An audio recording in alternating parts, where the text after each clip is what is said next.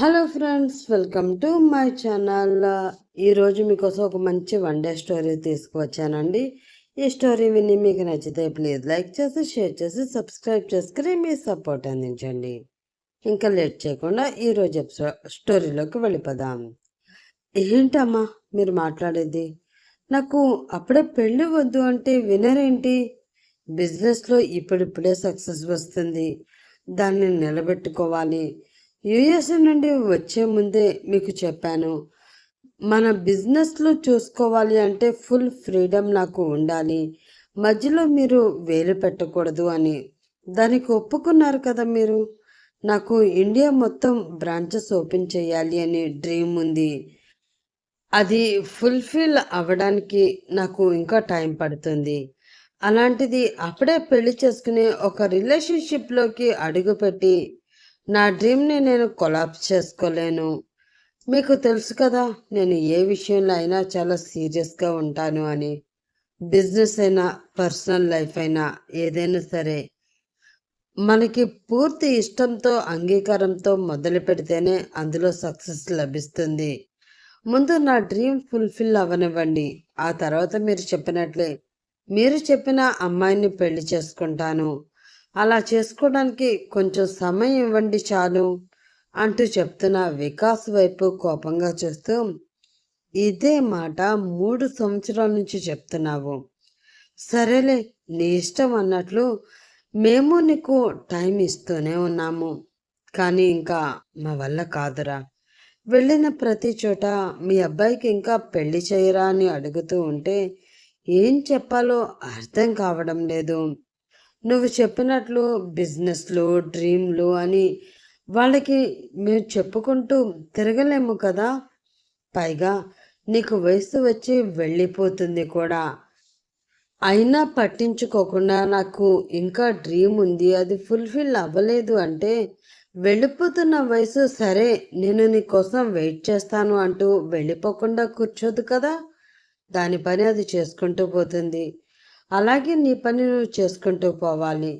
ఇంకొన్ని రోజులు పోతే నీ ఆస్తి, అంతస్తు, హోదా చూసి పెళ్లి చేసుకోవడానికి ఎవరైనా సిద్ధపడవచ్చేమో. కానీ నిజంగా నిన్ను ప్రేమించి నీకోసం బ్రతికే అమ్మాయి అయితే ఉండదురా.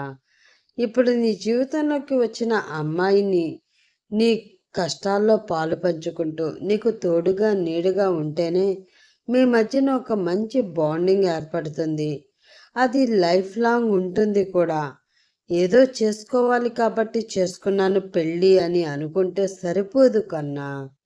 ఒకరికి ఒకరు తోడుగా ఉంటూ ఒకటిగా జీవించడం కోసమే పెళ్లి చేసుకోవాలి తప్ప, నేను జీవితంలో అన్నీ సాధించేశాను, ఇంకా పెళ్ళి ఒకటే మిగిలింది అన్నట్లు చేసుకోకూడదు. నా మాట వినరా. ఐశ్వర్య చాలా మంచి అమ్మాయి. తను నీకు పర్ఫెక్ట్ జోడీ. నీకు అన్నిటా తోడు ఉంటుంది. ఆ సాధించాలి అనుకున్నది ఏదో తనని పెళ్లి చేసుకున్న తర్వాత ఇద్దరు కలిసి సాధించండి. మిమ్మల్ని చూసి మేము సంతోషిస్తాము అంటూ చెప్పింది రాధిక. ఆ మాటతో ఆలోచనలో పడ్డాడు వికాస్. అమ్మ చెప్పింది అర్థం చేసుకోరా. వాడిలాగా నువ్వు తయారైతే మేము తట్టుకోలేము. వాడు మాకు దూరంగా వెళ్ళిపోయినా నువ్వు ఉన్నావు అన్న ఆశతో బ్రతికి ఉన్నాము. నువ్వు కూడా ఇలా వ్యాపారం అంటూ ఊళ్ళు పట్టుకుని తిరుగుతూ ఉంటే మాకంటూ తోడు ఎవరు ఉంటారు అని మూర్తిగారు అనడంతో ఇంకా ఏమీ ఆలోచించలేకపోయాడు వికాస్. తన అన్నయ్య విషయంలో తన తల్లిదండ్రులు ఎంత బాధపడుతున్నారో తనకి తెలుసు కాబట్టి అదే బాధని తన విషయంలో కూడా వాళ్ళు పడేలా చెయ్యాలి అని అతను అనుకోకపోవడంతో, సరే అమ్మా, మీ ఇష్టం, మీకు నచ్చినట్లే చేయండి అంటూ మాట ఇచ్చేశాడు వికాస్. ఆ మాటతో రాధికామూర్తి మొహాలు వెలిగిపోయాయి. ఇంకా ఆలస్యం ఎందుకండి, వెంటనే మా అన్నయ్యకి ఫోన్ చేసి వీళ్ళిద్దరి పెళ్ళికి ముహూర్తాలు పెట్టించేమంటాను అని చాలా ఉత్సాహంగా చెప్పింది రాధిక. చిన్న చిరునవ్వుతో ఆమె వైపు చూస్తూ, కొడుకు గ్రీన్ సిగ్నల్ ఇచ్చేశాక ఇంక నిన్ను పట్టుకోగలమా? అలాగే కానీ అన్నాడు మూర్తి. దానితో ఫోన్ చేయడానికి హడావిడిగా తన ఫోన్ కోసం పరుగుపెట్టింది రాధిక. వాళ్ళిద్దరి మొహంలో ఆనందం చూసి మనస్ఫూర్తిగా నవ్వుకుని, నేనేం చేస్తున్నా మీకోసమే కదా, మీరు సంతోషంగా ఉంటే నాకు అంతే చాలు అని అనుకుని, సరే నాకు లేట్ అవుతుంది, నేను ఆఫీస్కి వెళ్ళి వస్తాను అని వాళ్ళ నాన్నకి చెప్పి అక్కడి నుంచి బయలుదేరాడు వికాస్. రాధిక ఫోన్ చేయడంతో ఆదినారాయణ గారు కూడా సంతోషించి మంచి ముహూర్తం పెళ్లికి నిర్ణయించారు. ఐశ్వర్య, వికాస్ బావమరుదళ్ళు వాళ్ళిద్దరికీ పెళ్లి చేయాలి అని చిన్నప్పుడే అనుకున్నారు. ఈ అన్నా చెల్లెళ్ళు. ఐశ్వర్య చదువు పూర్తి అయ్యి సంవత్సరం అవుతుంది. అప్పటి నుంచి పెళ్ళెప్పుడు చేద్దామంటూ ఆదినారాయణ, రాధిక, మూర్తి వికాస్ని అడుగుతూనే ఉన్నారు. వాళ్ళకి అతని నుంచి వచ్చే సమాధానం ఒకటే, అప్పుడే కాదు తర్వాత చేసుకుంటాను, ఇంకా టైం ఉంది అని. ఇక తప్పక ఈరోజు గట్టిగా నిలదీసి తమ ప్రాబ్లం ఏంటో వాళ్ళు చెప్పడంతో వాళ్ళని కష్టపెట్టడం ఇష్టం లేక పెళ్ళికి ఒప్పుకున్నాడు అతను. అతను ఒప్పుకోవడమే చాలు అనుకున్న వాళ్ళందరూ కూడా ఎంగేజ్మెంట్తో పని లేదు అనుకుంటూ ముహూర్తాలు పెట్టించేశారు. వికాస్ కూడా ఆ పెళ్లిని మెల్లిగా అంగీకరిస్తూ మనస్ఫూర్తిగానే పెళ్లి కొడుకుగా సిద్ధమయ్యి పీటల మీద కూర్చున్నాడు. కొంచెం సేపటికి ఐశ్వర్యని తీసుకువచ్చి అతని పక్కన కూర్చోబెట్టారు. పెళ్లి తంతులు ఒక్కొక్కటిగా జరుగుతూ ఉన్నాయి. ముహూర్త సమయం దగ్గర పడుతూ ఉండడంతో తాళిబొట్టుకి పూజ జరిపించి అది అతని చేతికి అందించి, అమ్మాయి మెడలో కట్టునైనా అంటూ చెప్పారు పంతులు గారు. దానితో ఆ తాళిబొట్టు తీసుకుని లేచి దానివైపు ఒక్కసారి చూసి చిన్నగా నవ్వుతూ ఐశ్వర్య వైపు చూసి ఆ తాళి ఆమె మెడలో కట్టడానికి కిందకి వంగాడు వికాస్. అప్పుడే ఆపండి అంటూ ఒక అరుపు. తాళి కడుతూ ఉన్న వికాస్కి కూడా ఆ అరుపు వినిపించడంతో ఆగి వెనక్కి తిరిగి చూశాడు. అక్కడ కోపంతో రగిలిపోతూ అతని వైపు చూస్తూ ఉంది దీప్తి. ఆమెను అక్కడ చూసి షాక్ అయ్యాడు వికాస్. ఏంటి, ఈరోజు నా పెళ్ళి అని నేను ఆఫీస్లో ఎవరికి ఇన్ఫార్మ్ చేయలేదు కదా? పర్సనల్ సెక్రటరీగా పనిచేస్తున్న దీప్తికి కూడా పెళ్ళి అని చెప్పలేదు. పర్సనల్ రీజన్స్తో లీవ్ పెడుతున్నాను, ఒక 1 వీక్ ఆఫీస్కి రావడం లేదు అని మాత్రమే చెప్పాను. మరి అలాంటిది తనెందుకు ఇక్కడికి వచ్చింది? వస్తే వచ్చింది, పెళ్ళి ఆపాలి అని చూడడం ఏంటి అని అనుకుంటూ కోపం నిండిన కళ్ళతో ఆమె వైపు చూస్తూ, ఏమైంది దీప్తి, ఎందుకు పెళ్ళాపమంటున్నావు అంటూ కోపంగా అడిగాడు వికాస్. ఏం జరిగిందో మీకు తెలీదా సార్? ఎందుకు ఆపమంటున్నానో మీకు ఇంకా అర్థం కాలేదా? అంతే కోపంగా ప్రశ్నించింది దీప్తి. ఏం మాట్లాడుతున్నావు అమ్మా నువ్వు? తాళి కట్టే సమయంలో వచ్చి పెళ్ళి ఆపమంటూ ఈ రచ్చేంటి? అసలు ఎవరు నువ్వు అంటూ ఆమె ముందుకు వచ్చి నిలబడింది రాధిక. నేనెవరో, ఎందుకు ఇక్కడికి వచ్చానో, ఎందుకు ఈ పెళ్ళి ఆపమంటున్నానో మీ అబ్బాయిని అడగండి మేడం, ఆయన మీకు చాలా క్లియర్గా చెప్తారు అంటూ చెప్పింది దీప్తి. ఆమె ప్రవర్తన, మాటలు చాలా చిరాకు, విసుగు తెప్పిస్తున్నట్లు అనిపించడంతో, అసలు ఏంట్రా వికాస్ ఇది? ఎవరి అమ్మాయి? ఎందుకు కళ్యాణ మండపంలోకి వచ్చి ఇంత రచ్చ చేస్తుంది? అసలు ఏం జరుగుతుంది ఇక్కడ అంటూ కోపంగా అడిగింది రాధిక. అమ్మా, తను నా ఆఫీస్లో పనిచేస్తున్న ఎంప్లాయీ. తను ఎందుకు ఇక్కడికి వచ్చి గొడవ చేస్తుందో నాకు అర్థం కావడం లేదు అని వికాస్ అనడంతో, ఏంటి ఎంప్లాయీ మాత్రమేనా? మన మధ్య ఉన్న రిలేషన్ ఎంప్లాయీ వరకే అయితే నేనెందుకు సార్ ఇక్కడి వరకు వస్తాను? ఇంతమందిలో ఈ పెళ్ళి ఆపమని ఎందుకు గొడవ చేస్తాను? ప్రేమించాను అని మాయమాటలు చెప్పి నన్ను వాడుకుని వదిలేసి ఇప్పుడు మరొక అమ్మాయితో పెళ్ళికి సిద్ధపడిపోతున్నారే, అసలు మీకు ఇది న్యాయమేనా? నన్ను ఇంతలా మోసం చేయడానికి మీకు మనసు ఎలా వచ్చింది సార్? మిమ్మల్ని ప్రాణం కన్నా ఎక్కువగా ప్రేమించి పెళ్ళి కాకుండానే మీ భార్యగా బ్రతుకుతున్న నాకు మీరు ఇంత ద్రోహం చేస్తారా? అసలు ఇది ఎక్కడ న్యాయం సార్? అంటే డబ్బుంది కదా అని మీరు ఏం చేసినా చెల్లిపోతుంది అనుకుంటున్నారా? అలా అనుకుంటే అది కేవలం మీ భ్రమ మాత్రమే సార్. ఎక్కడ నేను గొడవ చేస్తాను అని ఆఫీస్లో ఒక్కరికి కూడా మీ పెళ్లి విషయం చెప్పలేదు. ఆ మాత్రాన మీరు ఏం చేస్తున్నారో నేను తెలుసుకోలేను అనుకుంటున్నారా? తెలుసుకున్నాను. లేదు లేదు, ఆ దేవుడే నాకు తెలిసేలా చేశాడు. నాకు అన్యాయం చేసిన మీ చేతిలో మరొక అమ్మాయి మోసపోకపోవడం ఇష్టం లేని ఆ దేవుడు సమయానికి నన్ను ఇక్కడికి పంపించాడు అంటూ కన్నీళ్లు పెట్టుకుంది దీప్తి. ఆ మాటలు విని అక్కడ ఉన్న వారందరూ షాక్ అయ్యారు. వారిలో అతిపెద్ద షాక్ వికాస్కే తగిలింది. ఏం మాట్లాడుతున్నాను దీప్తి? అసలు సెన్స్ ఉండే ఇలా మాట్లాడుతున్నావా? నేను మోసం చేయడం ఏమిటి? పిచ్చి పిచ్చిగా ఉందా అంటే సీరియస్ అయ్యాడు వికాస్. ప్రేమించానని చెప్పి నన్ను వాడుకుని వదిలేసి ఇప్పుడు మరొక అమ్మాయిని పెళ్లి చేసుకోవడానికి మోసమే అంటారు సార్. మీరు ఆ మోసం చేశారు కాబట్టి మిమ్మల్ని నిలదీయడానికి ఇంతమంది మధ్యలోకి వచ్చాను.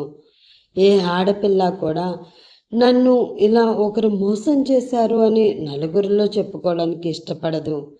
కానీ నేను చెప్పుకున్నాను అంటే మీ మీద నేను ఎంత ప్రేమను పెంచుకున్నానో, ఎంతగా ప్రాణాలు పెట్టుకున్నానో అర్థం చేసుకోండి సార్.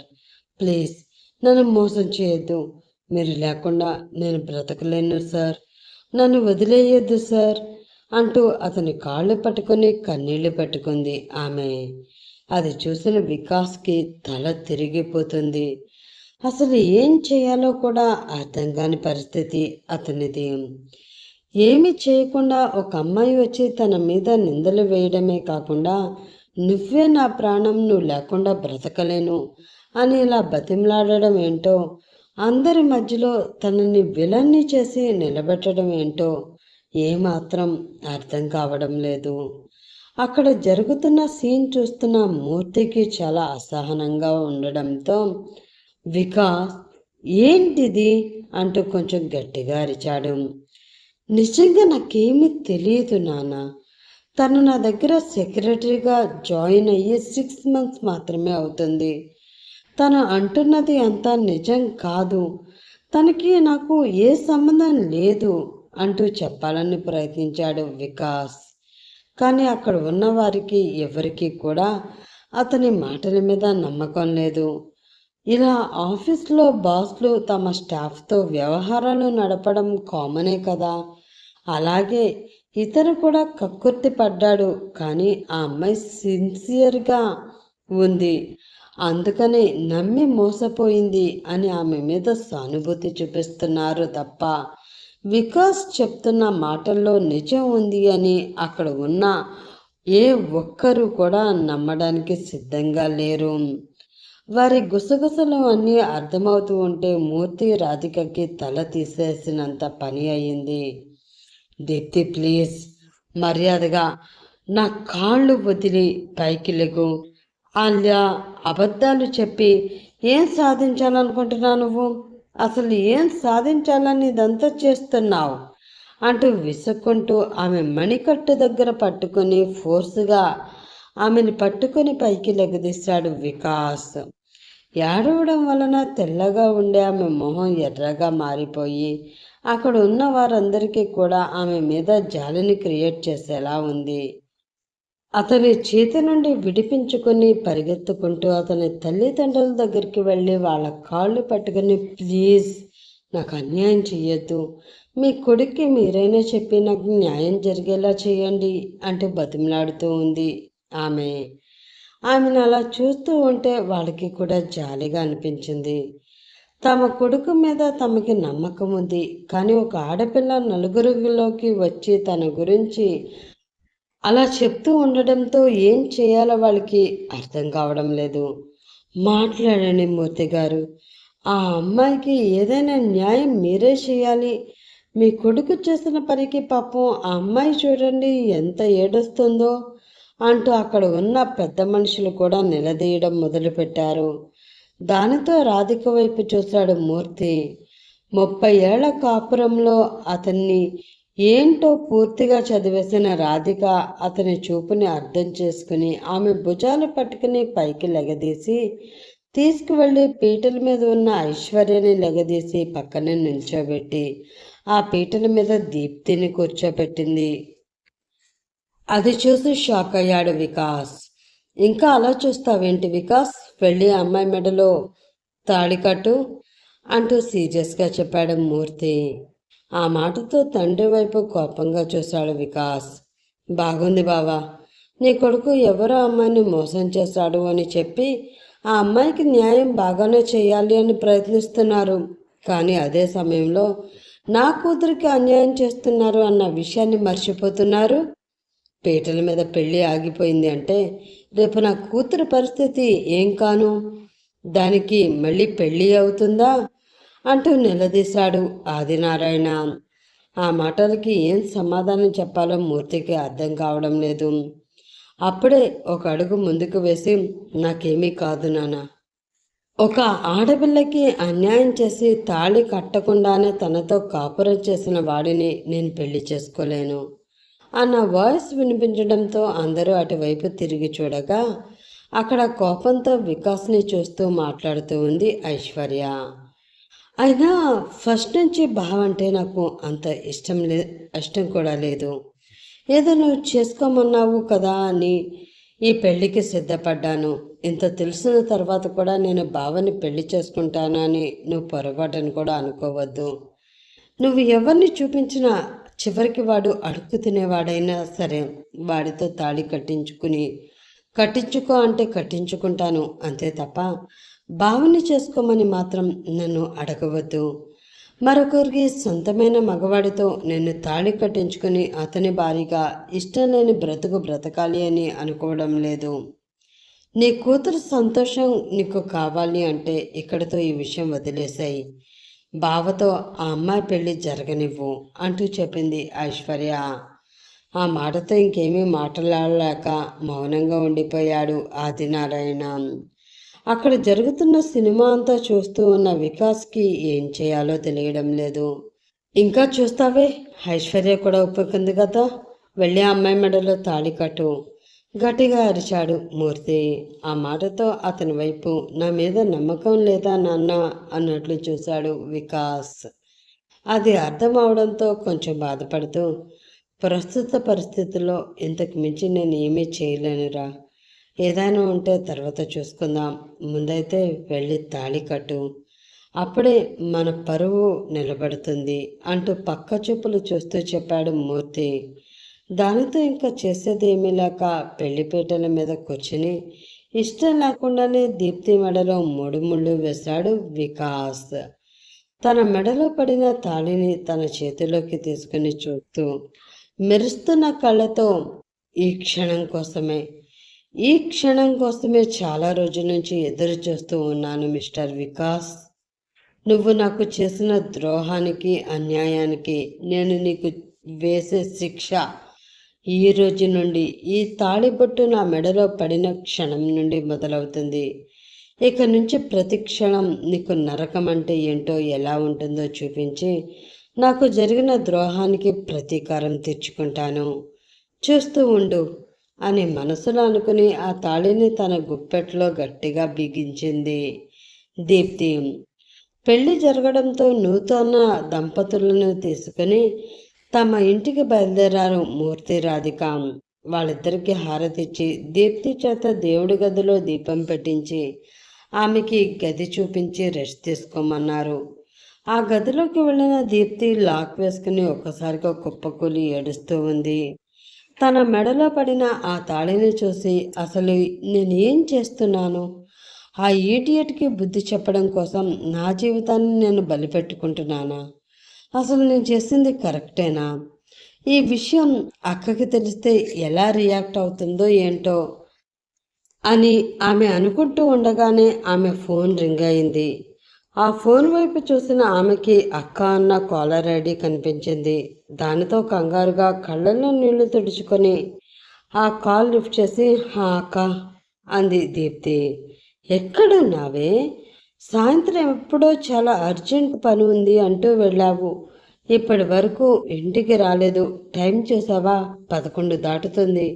ఈ టైం వరకు నీకు బయట పని ఏంటి? నేను ఎంత కంగారు పడుతున్నానో అన్న ఆలోచన కూడా లేకుండా ఎన్నిసార్లు కాల్ చేశానో?" కంగారుగా మాట్లాడుతూ టెన్షన్గా తిట్టేస్తుంది ధరణి. "అది అక్క, అసలు ఏం జరిగిందంటే అది అది మా మా ఫ్రెండ్కి యాక్సిడెంట్ అయితే హాస్పిటల్కి వచ్చానక్క. నాతోటి కలిసి మా ఆఫీస్లోనే వర్క్ చేస్తుంది తను. తన పేరెంట్స్ చాలా దూరంగా ఉన్నారు. వాళ్ళకి విషయం తెలీదు. తనకి ఇక్కడ తెలిసిన వాళ్ళు ఎవరు లేరు, నేను తప్ప. అందుకే నేను అంత అర్జెంటుగా రావాల్సి వచ్చింది" అంటూ తోచిన అబద్ధం చెప్పేసింది దీప్తి. "ఓ అవునా, సరే అయితే ఎలా ఉంది ఇప్పుడు తనకి?" అడిగింది ధరణి. అప్పటికే ఆమె టెన్షన్ కొంచెం తగ్గడంతో రిలాక్స్డ్గా మాట్లాడింది. "పర్వాలేదక్క, బాగానే ఉంది. కానీ హాస్పిటల్లో ఉండాలి అంటున్నారు. కొన్ని రోజులు టైం పట్టవచ్చు. నేను ఫ్రీ టైం చూసుకుని ఇంటికి వస్తానక్క. వాళ్ళ పేరెంట్స్కి ఇన్ఫామ్ చేస్తాను అంటే టెన్షన్ పడతారు. వాళ్ళ నాన్నగారికి అసలే రీసెంట్గా హార్ట్ అటాక్ వచ్చింది. ఈ టైంలో ఈ విషయం తెలిస్తే ఆయన తట్టుకోలేరు" అంటుంది. "అందుకే నేనే ఉండవలసి వచ్చింది" నమ్మకంగా చెప్పింది దీప్తి. "సరేలే, దగ్గరుండి చూసుకో. నీకు బట్టలు ఏమైనా తీసుకురానా?" అంటూ అడిగింది ధరణి. "వద్దు, రేపు ఏదో ఒక టైంలో నేనే వచ్చి తీసుకుంటాలే, నువ్వు రావద్దు.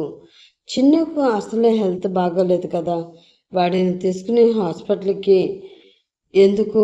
వద్దు" అంటూ చెప్పింది దీప్తి. దాంతో బెడ్పై పడుకుని తన వైపే చూస్తూ ఉన్న కొడుకుని చూసింది ధరణి. 2 రోజుల నుండి జ్వరంతో బాధపడుతూ ఉన్న చిన్ను మొహం చాలా నీరసంగా ఉంది.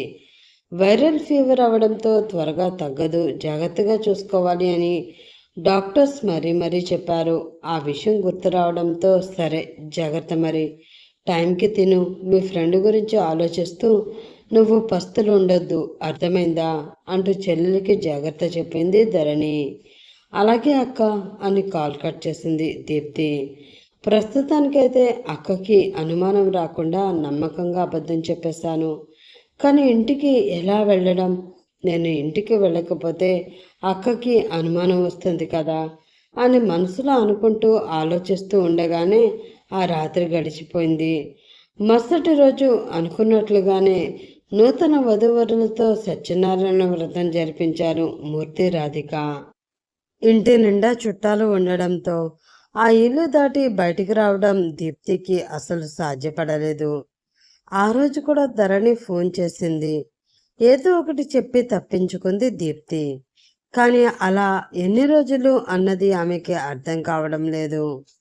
3వ రోజు అవడంతో కార్యానికి ముహూర్తం పెట్టించి గది సిద్ధం చేయడంతో పాటు దీప్తిని కూడా అందంగా రెడీ చేస్తున్నారు. దానితో ఆమె మనసులో ఏదో తెలియని దిగులు. ఇప్పుడు ఎలా ఆ రాక్షసుడి నుండి తప్పించుకోవాలి? వాడి చేతిలో నా జీవితం నాశనం అయిపోకూడదు. ఎలా అయినా వాడి నుంచి తప్పించుకుని ఈ శోభనం గండం నుంచి బయటపడాలి. అవసరమైతే వాడిని చంపి జైలుకైనా వెళ్ళవచ్చు, కానీ ఈ శోభనానికి మాత్రం పొరపాటున ఒప్పుకోకూడదు. వాడి చెయ్యి నా ఒంటి మీద వేయడానికి అసలు అవకాశం ఇవ్వకూడదు అని మనసులో అనుకుంటూ అటూ ఇటూ కళ్ళతో వెతుకుతున్న ఆమెకి అక్కడే ఫ్రూట్స్ అవి అవి కట్ చేయడానికి వాటి మధ్యలో పెట్టిన చాక్ ఒక ప్లేట్లో కనిపించాయి. అది చూడగానే కొంచెం రిలాక్స్డ్గా ఊపిరి తీసుకుని అక్కడ ఉన్న ఆడవాళ్ళు చూడకుండా మెల్లిగా చాక్ తీసుకుని తన నడుము దగ్గర ఎవరికి కనిపించకుండా దాచుకుంది ఆమె. అలా ఆమెని ఆ గదిలోకి సాగనంపారు. అప్పుడే ఫోన్ రావడంతో మాట్లాడుతూ ఉన్నాడు వికాస్. ఆమెని గదిలోకి పంపించి బయట నుండి తలుపులు వేశారు ఆడవాళ్ళు. ఫోన్ మాట్లాడుతూనే ఆమె వైపు చూశాడు అతను. తెల్లని చీరలో, తలలో మల్లెపూలతో లైట్ మేకప్ వేయడంతో అసలే అందంగా ఉండే ఆమె రతిదేవిలా తన అందాలతో ఎదుటి వాళ్ళ మనసుని కొల్లగొట్టేలా ఉంది. అందమైతే ఉంది, కానీ మొదటి రాత్రి అంటే మామూలుగా ఆడవాళ్ళలో ఉండవలసిన సిగ్గు, బిడియం అయితే ఆమె మొహంలో లేవు. ఏదో కసి, కోపంతో కళ్ళు రగిలిపోతున్నాయి. మునిపంటి కింద పడి ఆమె కింద పెదవి నలిగిపోతుంది. పాల గ్లాసుల మీద చేతులు గట్టిగా బిగుసుకున్నాయి. మరి కాసేపు అలాగే ఉంటే ఆ గ్లాస్ పగిలి ఆమె చేతుల్లో ఆ గాజు ముక్కలు దిగిపోయేంత గట్టిగా ఆ గ్లాస్ పట్టుకుని పిసికేస్తూ ఉంది ఆమె. మేబీ ఆ ప్లేస్లో అతని పీక ఉంటే బెటర్ అనుకుంటుందేమో. కానీ అంతటి భారీ విగ్రహం పీక పట్టుకోవాలి అంటే చాలా ధైర్యం ఉండాలి. మన పాపకి ఆవేశమే తప్ప ధైర్యం లేదు.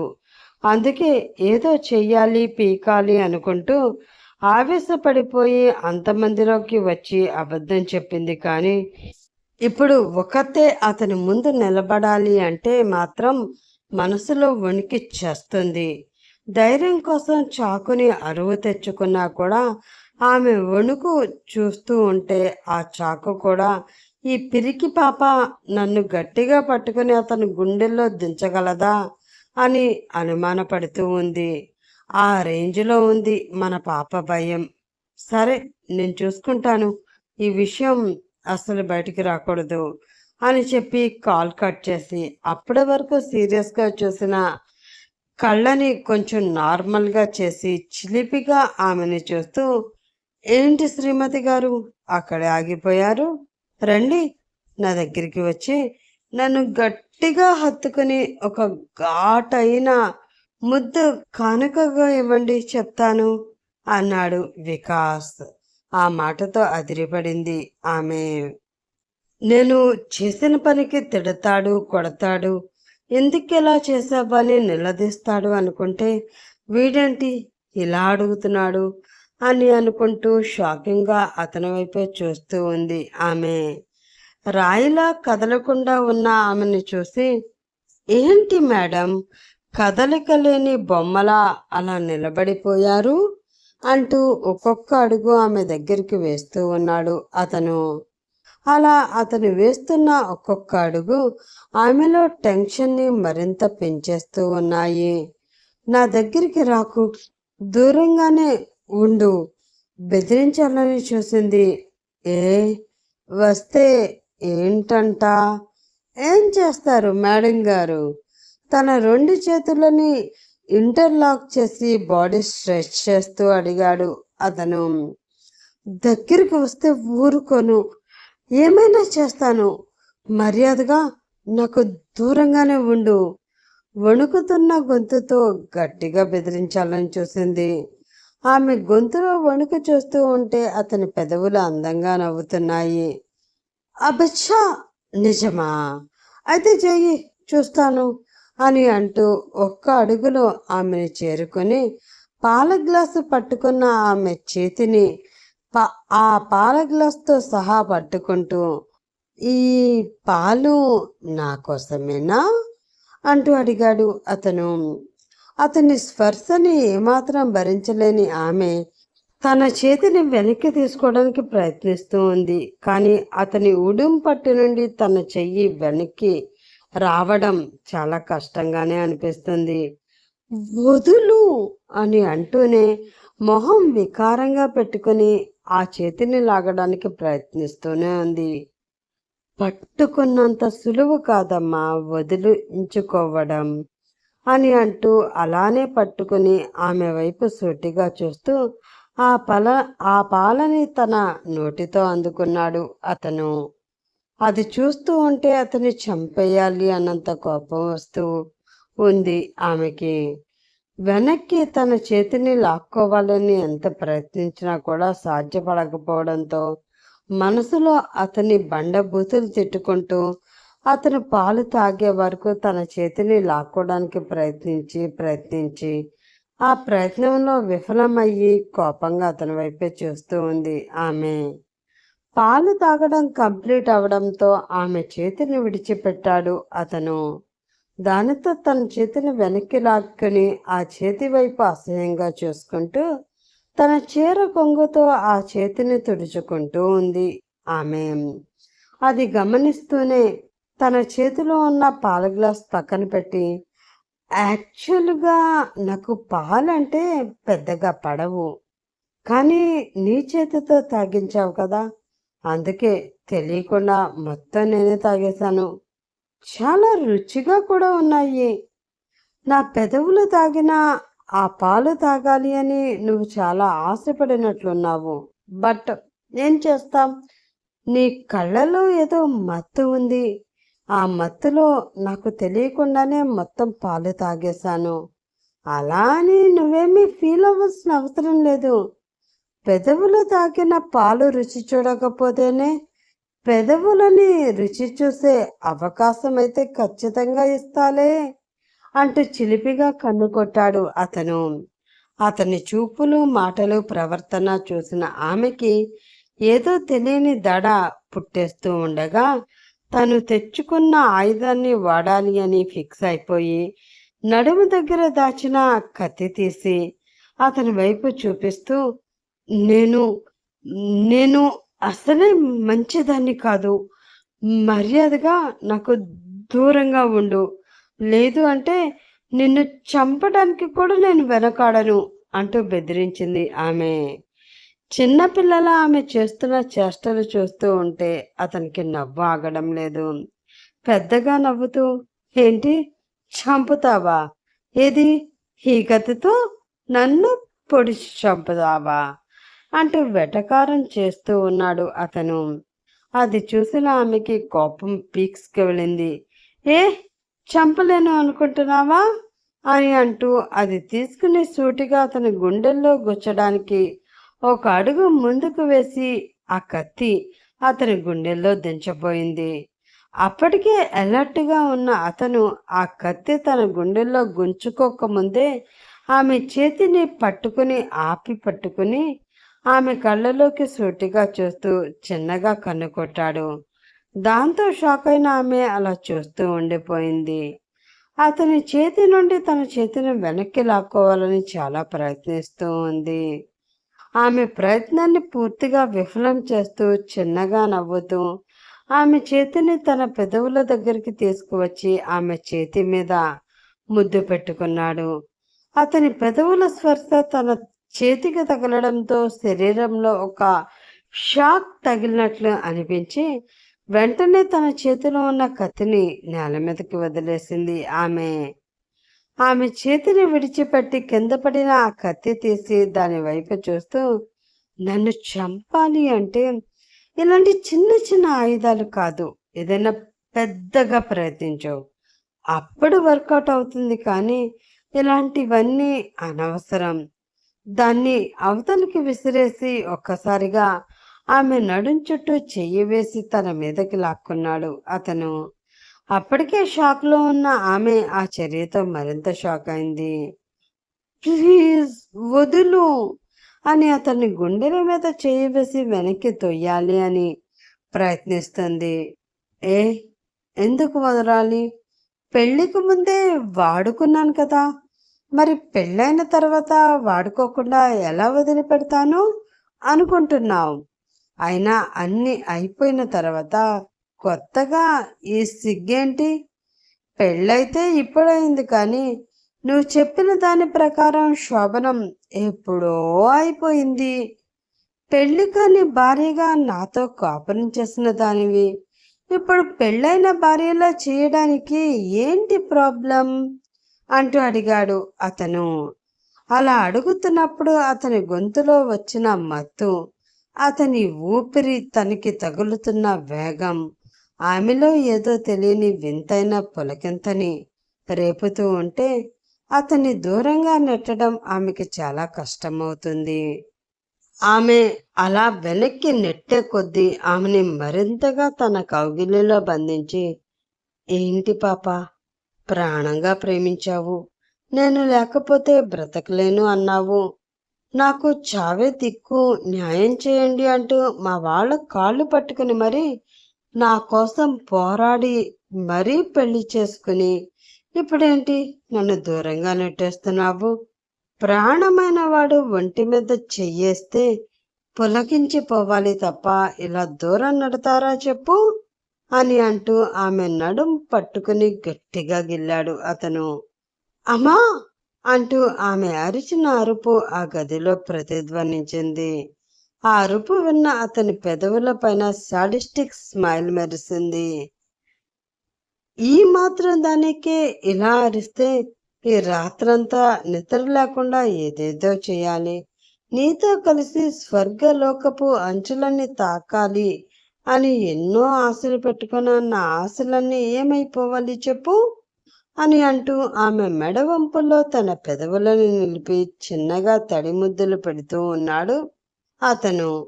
ఆ చర్యలని అస్సలు తట్టుకోలేకపోయిన ఆమె స్టాప్ ఇట్ అంటూ గట్టిగా అరుస్తూ అతన్ని దూరం నెట్టింది. ఏంటి ఇష్టపడి ప్రాణమంటూ పెళ్లి చేసుకుని ఇప్పుడు దూరం నెడతావు? అందరి ముందు కన్నీళ్లు పెట్టుకుని నాకు అన్యాయం జరిగింది అని ఏడవడానికి ఇదేమీ కళ్యాణ మండపం కాదు, మన శోభనం గది. ఇక్కడ నేనేం చేసినా నువ్వు ఎంత అరిచినా ఎవ్వరూ పట్టించుకోరు.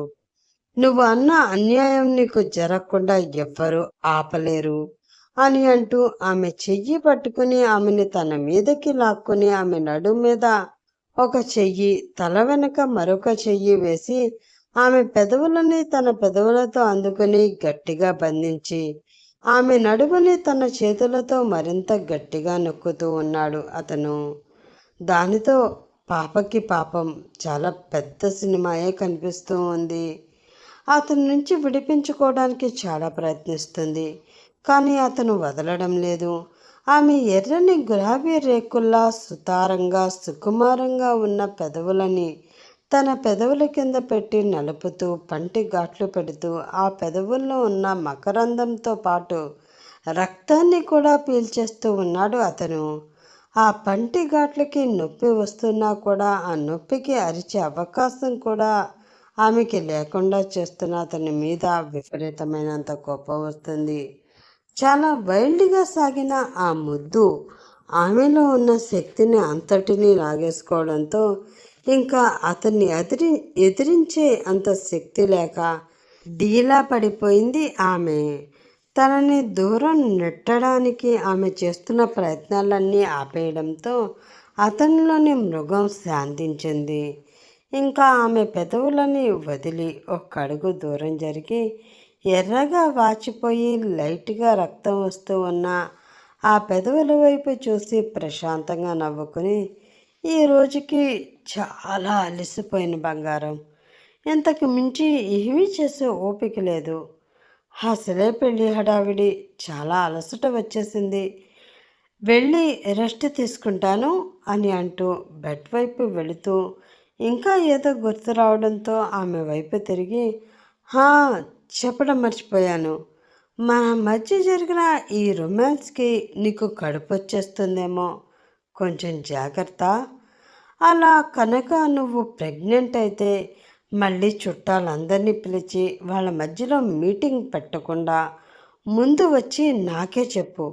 హాస్పిటల్కి తీసుకువెళ్ళి మరి స్కానింగ్ తీసి నీ కడుపులోని నా ప్రమేయం లేని నా బిడ్డ ఎలా ఉందో చెకప్ చేయించి ఫ్రీ డెలివరీ అవ్వడానికి మందులు కూడా ఇప్పిస్తాను, ఓకేనా అన్నాడు అతను. అతని మాటల్లోని వెటకారం అర్థమవుతున్నా కూడా నీళ్లు నిండిన కళ్ళతో అతని వైపు చూస్తూ ఉంది ఆమె. ఒక్క క్షణం అలా కన్నీళ్లతో చూస్తున్న ఆమె వైపు మొహం చూసి అతనికి కూడా జాలి వేసింది. కానీ ఆమె తన విషయంలో చేసింది చాలా పెద్ద తప్పు.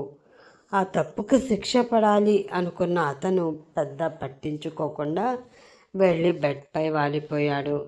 దానితో ఏడుస్తూ అక్కడే ఉన్న సోఫాలో కూలబడింది ఆమె.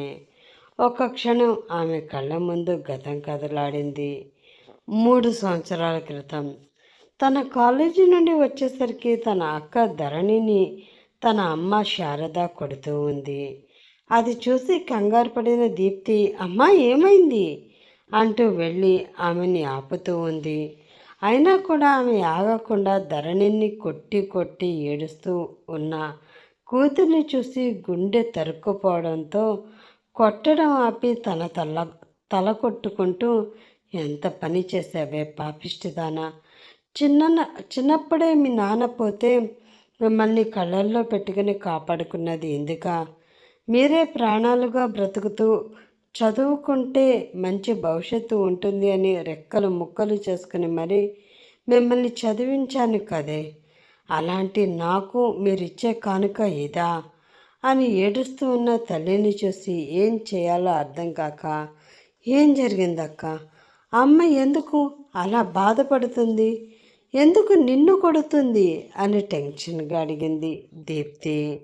ఆ ప్రశ్నకి ధరణి నోటి నుండి మాటలే రావడం లేదు. ఆమె కళ్ళ నుండి కన్నీళ్లు మాత్రమే కారుతున్నాయి. ఏం జరిగిందని దాన్ని అడుగుతావేంటి? చేసిన నీతిమాలిన పని గురించి ఆ దౌర్భాగ్యరాలు ఏం చెప్తుంది? నేను చెప్తాను విను. మీ అక్క పెళ్లి కాకముందే తల్లి అవుతుంది. ఎవడైనా నమ్మి మోసపోయింది అంటూ గల్లుమంది శారద. ఆ మాట విన్న దీప్తికి నెత్తి మీద పిడుగుపడినట్లు అయ్యింది. ఏంటక్క, అమ్మ చెప్పేది నిజమా అని ఆమె టెన్షన్గా అడగడంతో అవును అన్నట్లు తల ఊపింది ధరణి. దెబ్బలతో వాచిపోయిన ఆమె బుగ్గలు, కన్నీళ్లతో నిండిపోయిన ఆమె కళ్ళు చూస్తూ ఉంటే ఆమె మీద చాలా జాలి వేసింది దీప్తికి. తన అక్క ఎవరిని కూడా అంత ఈజీగా నమ్మదు. కానీ ఇప్పుడు నమ్మి తనని తాను అర్పించుకుంది అంటే అతను ఎంతగా అక్కని నమ్మించి ఉంటాడు, ఎన్ని మాయమాటలు చెప్పి ఉంటాడో దీప్తి అర్థం చేసుకోగలదు. ప్రస్తుతం తన అక్క ఎంత బాధపడుతుందో కూడా దీప్తికి తెలుస్తూనే ఉంది. దానితో అక్కని ఏమీ అనలేక, అమ్మ ప్లీజ్ ఊరుకో, అతను ఎవరో నేను తెలుసుకుంటాను కదా, ఎలా అయినా అక్కకి న్యాయం జరిగేలా చూద్దాం అంటూ చెప్పింది దీప్తి. ఎలా తెలుసుకుంటావే, ఎక్కడ ఉన్నాడు అని వెళ్తావు? వాడు ఎప్పుడో దీన్ని మోసం చేసి విదేశాలకి పారిపోయాడు. ఇప్పుడు మనం ఏం చేసినా ఉపయోగం లేదు అని అంటూ ఒక్కసారిగా కళ్ళు తిరిగి కింద పడిపోయింది శారద. అది చూసి కంగారు పడిన అక్కా చెల్లెళ్ళు వాళ్ళ అమ్మని హాస్పిటల్కి తీసుకువెళ్ళారు. ఐసీయూ రూమ్లో శారద ఉండగా ఆమెకి ట్రీట్మెంట్ జరుగుతుంది. బయట ఉన్న చైర్లో కూర్చుని ఇంకా కళ్ళ నుండి కన్నీళ్లు అలా కారుస్తూనే ఉంది ధరణి. ఆమె వైపు చూసిన దీప్తి గుండె తరుక్కుపోయినట్లయింది. వెళ్ళి ఆమె పక్కనే కూర్చుని ఆమె చేతిని గట్టిగా పట్టుకుని, ఏం జరిగిందక్క, ఎవరిని అంత ఈజీగా నమ్మని నువ్వు అతని మాత్రం ఎలా నమ్మావు అంటూ అడిగింది. నమ్మకంగా చెప్పాడు, ప్రాణంగా ప్రేమిస్తున్నాను అని. కాదు అంటే ప్రాణాలు తీసుకోవడానికి కూడా వెనకాడలేదు. నిజంగా ప్రేమించాడు అనుకున్నాను, ఇలా మోసం చేస్తాడు అని అనుకోలేదు అంటూ కన్నీళ్లు పెట్టుకుంటున్న ఆమెని తన గుండెలకి హత్తుకుని ఓదారుస్తూ, ఎవరక్క అతను అంటూ అడిగింది దీప్తి.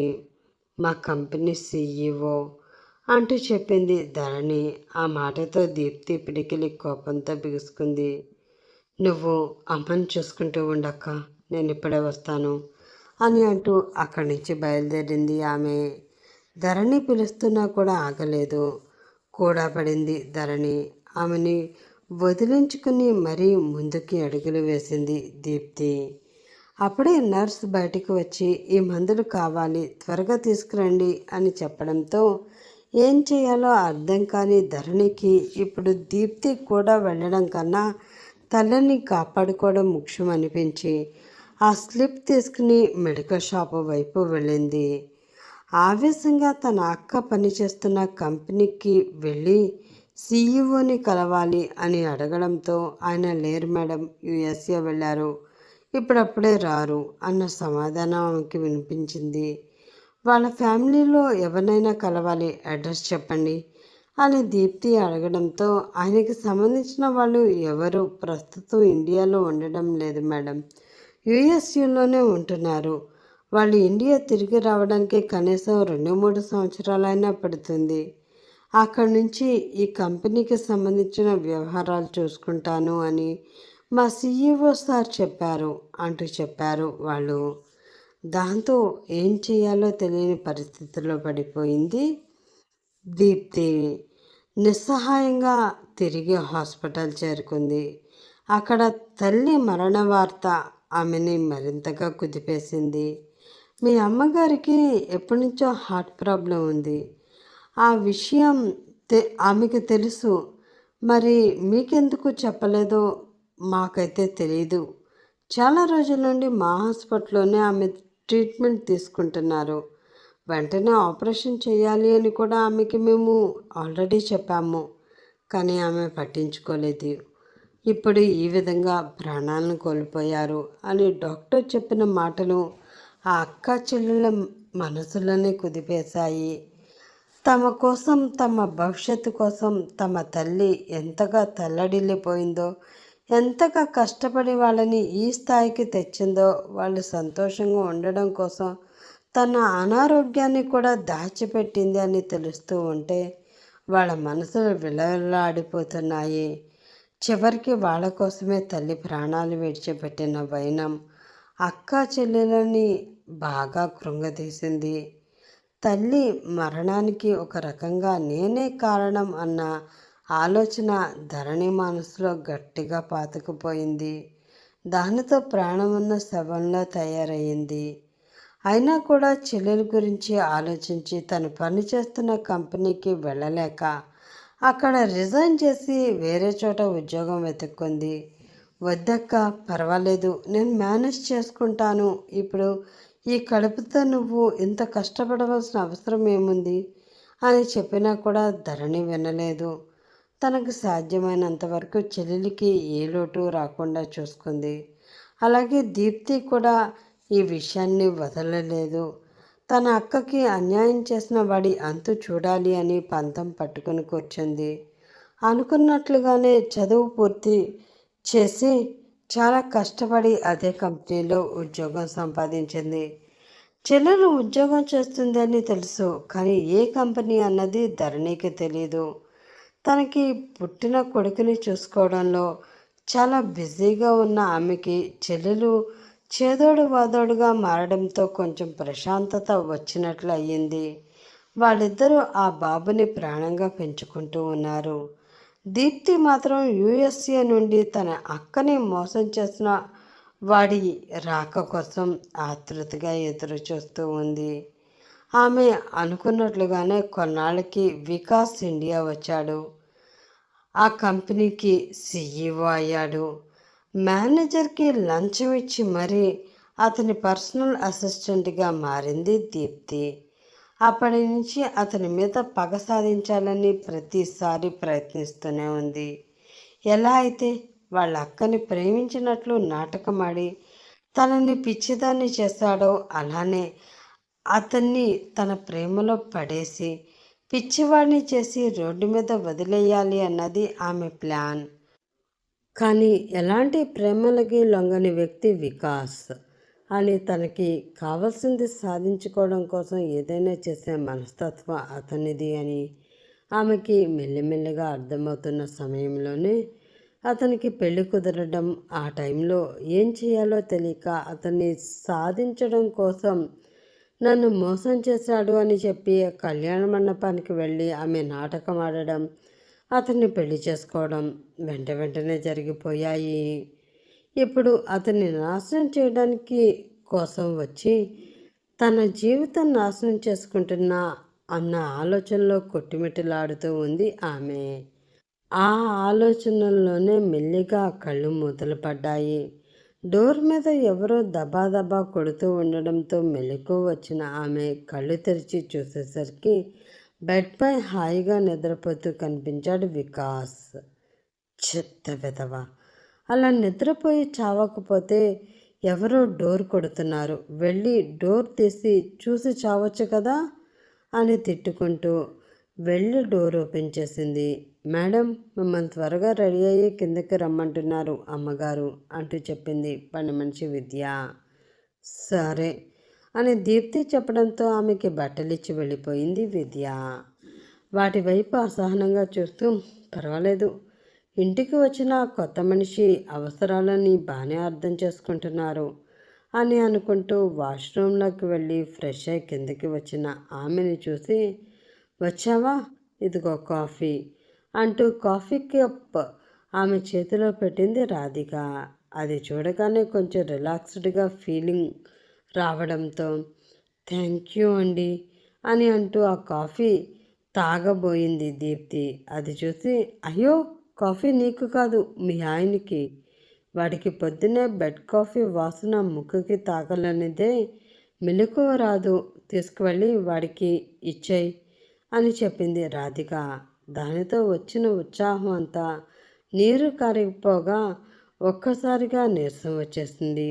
ఏంటి, నేనా అని ఆమె అమాయకంగా అడగడంతో, హా, నువ్వే నువ్వే కదా వాడి పెళ్ళానివి, ప్రేమించి మరీ పెళ్లి చేసుకున్నావు కదా, నువ్వే తీసుకుని వెళ్ళాలి, తీసుకువెళ్ళు చెప్పింది రాధిక. ఆమెకి ఇంకా తన మేనకోడలి స్థానంలో దీప్తి వచ్చింది అన్న కోపం కడుపులో ఉంది అని అర్థమైంది దీప్తికి. ఇంకేమీ మాట్లాడలేదు. సరే అంటూ అడుగులు వేసుకుంటూ పైకి వెళ్ళింది. ఇంకా పడుకుని ఉన్న వికాస్ని చూసి కోపంగా పళ్ళు నూరుతూ తన చేతిలో ఉన్న కాఫీ కప్ అక్కడ ఉన్న టేబుల్పై పెట్టి వెనక్కి తిరిగి వెళ్ళబోయింది. ఆ వెంటనే ఒక బలమైన చెయ్యి ఆమె చేతిని పట్టుకుని వెనక్కి లాగడంతో వెళ్ళి బెడ్ మీద పడింది. ఆ అని అరుస్తూ ఉన్న ఆమెను చూసి తన గుండెల మీద వాలిన ఆమె తలని మరింతగా అదిమి పెట్టి ఆమె నోటిని తన చేతితో మూసేసి, అరవకే బాబు, పొద్దునే నువ్వు అరిచావు అంటే నాకు ఈ పని తప్ప మరొక పని లేదు అనుకుంటారు ఆ అరుపులు విన్న జనం. కాస్త సైలెంట్గా ఉండు అంటూ గుసగుసగా ఆమె చెవి దగ్గర చెప్పాడు వికాస్.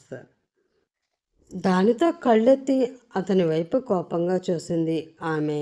అలా చూడకే, నా గుండె మెల్ట్ అయిపోతుంది. ఇప్పుడే ఈ క్షణమే రాత్రి ఆపేసిన పనిని కంటిన్యూ చేసి నిజంగానే నీకు కడుపు చేసేయాలి అని మనసు ఆరాటపడిపోతుంది అని అంటూ ఆమె బుగ్గ మీద చిన్నగా ముద్దు పెట్టుకున్నాడు అతను.